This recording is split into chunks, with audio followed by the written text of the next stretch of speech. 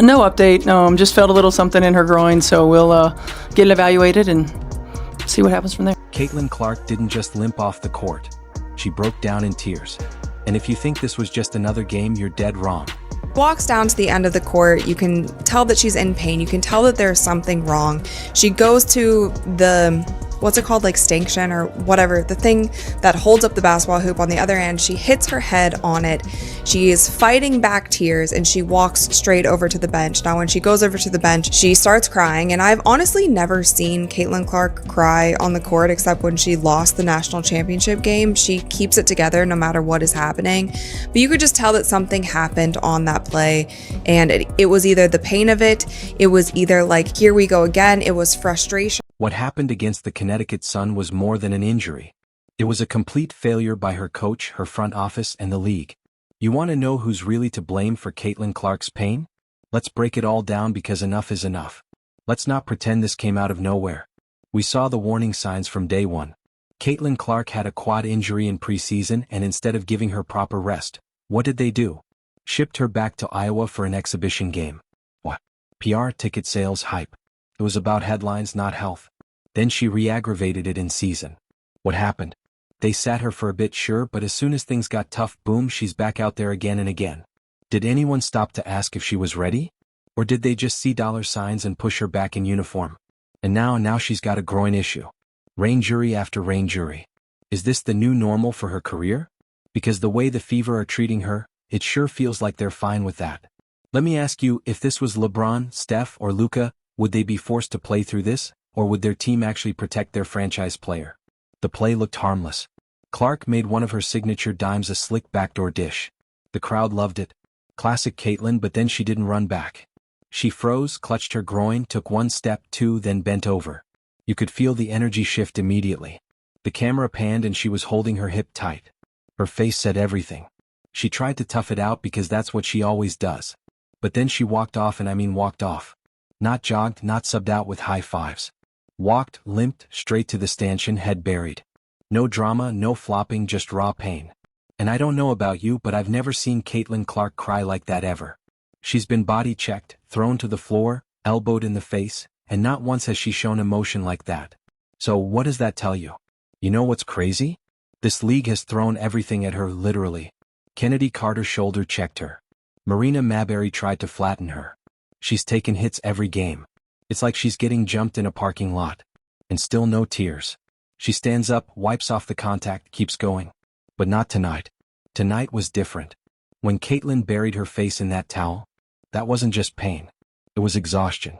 Emotional, physical, mental. You could see it. She finally reached her breaking point. And it didn't come from a hit. It came from her own body giving up on her. That should scare everyone in that front office. Because when someone that tough finally lets go, it means they've been pushed too far. And for what? To beat the Sun in July? To sell out another road game? What's the cost? You don't run your superstar into the ground before the All-Star break and expect her to stay quiet forever. What do you think Clark was thinking when she was sitting there crying? Do you think she's starting to question everything? And just when you think the night couldn't get any uglier, here come the refs. From the tip, they let Connecticut get away with murder. Hand-checking, grabbing, holding Clark coming off every screen. And the whistle nowhere to be found. By the third quarter, she'd had enough. You could see her yelling after every no call. And then during a review, the camera zooms in and clear as day, she turns to the ref and says, "Grow up." Straight up. No filter, no fear, just raw frustration. Can you blame her? This isn't new. She's been the target of physical defense since game one. The difference tonight, she couldn't hide the rage anymore. And honestly, I'm glad because someone had to say it. The refs haven't protected her. Her coach hasn't, so she finally said it herself. But let me ask you, why is she the only one fighting for her own safety? What gets lost in the chaos? Caitlin Clark still showed up. Before the injury, she had 14 points, 7 assists, and 8 rebounds, plus 21 in the box score. She orchestrated the offense, ran transitions, set her teammates up. When she was on the floor, the Fever dominated. When she sat, Connecticut closed the gap. Even after all the injuries, even after the bad calls, even after the cold shooting, she kept going. And in that fourth quarter, right before the injury, she snapped. A mid-range pull-up, a backdoor cut, a deep three, free throws, boom, boom, boom, the dagger stretch. She gave Indiana the cushion they needed. Then her body gave out. And that's what hurts the most. She's doing everything just to keep this team afloat. And the moment she breaks, who's there for her? Where's the protection? Where's the accountability? All right, we got to talk about Stephanie White because these rotations, they make zero sense. Clark plays 4 minutes, sits for 5, plays 3, sits for 6. How's she supposed to get into a rhythm? How's her body supposed to stay loose with a soft tissue injury? You ever play ball with tight hips or sore quads, then sit down and try to jump back in cold? It's a disaster. You cramp. You tighten up. You risk brain injury. That's exactly what's happening. And on top of that, White pulls her right after she hits a big shot. She benches her during scoring runs. She has Clark and Ari McDonald on the floor together, even when it's clearly not working. What's the game plan here? You'd think they'd treat Caitlin like a franchise player, but she's being rotated like a bench rookie. And now look, she's paying the price. How long until Clark flat out says, "I'm done"? Let's be real. There's no strategy here. There's panic, chaos, desperation. Camp day, play Caitlin All-Star Weekend. Push her through. The crowd's big. Put her in. Groin still tender. Oh well, sell those tickets. Every decision feels rushed, reactive. Not one move looks like it's made for her long-term health. And what's worse, she's being run all over the country. Events, flights, press. How's she supposed to recover when she's never resting? She's got a quad strain. She's got a groin issue, but she's still suiting up every night like she's 100%. Does the front office even know how to manage a superstar? Or are they just banking on her not saying no? You already know what Stephanie White said after the game, right? She felt something in her groin. We'll get it evaluated. Sound familiar? Yeah, it should. They said the exact same thing a few weeks ago when Clark had a quad issue. And guess what happened? She missed 10 days. The time before that, same story. Day to day, they said. Then she was gone again. So when they hit us with the same line now, how are we supposed to believe it's nothing serious? Let's be real here. Caitlin Clark has been coming back too early every single time. And every single time she gets hurt worse at some point. That's not bad luck. That's just bad management. This is what happens when you treat injuries like a PR problem instead of a medical one. When your head coach gives robotic answers to avoid heat instead of owning up to what's really going on, the fans deserve more. Caitlin deserves more. She's not just some player. She's the engine, the draw, the reason people are watching. And if she's not getting honesty, then neither are we. Why is it so hard for them to just tell the truth? Is it really about protecting her or just covering their own mistakes? Because right now, it doesn't feel like they're being careful. It feels like they're being careless. So what do you think?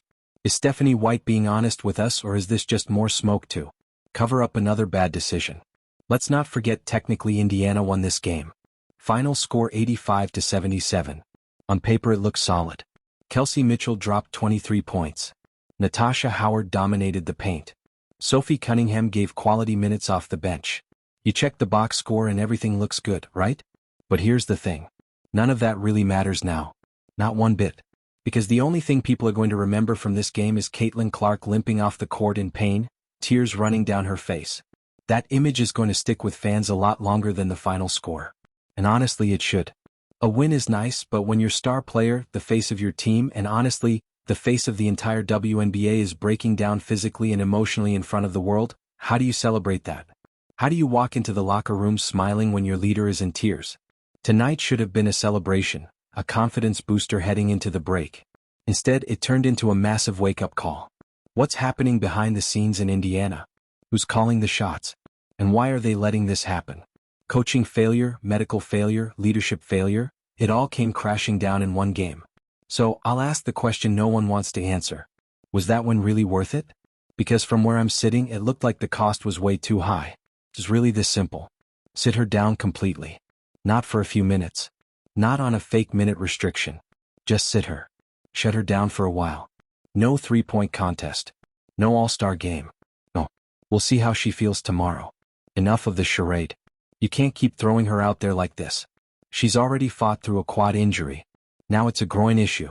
What's next? Are we waiting for an ACL tear and Achilles rupture? Because if you keep pushing her body like this, it's only a matter of time before something truly serious happens. Let the girl rest. Let her finally heal the right way. And maybe, just maybe, she can return strong for the second half of the season. That's if she hasn't already checked out mentally from this franchise. Because honestly, would you blame her if she did? She's being treated more like a product than a person. Like she's just a body to roll out for ticket sales and jersey numbers. But she's more than that. She's your franchise.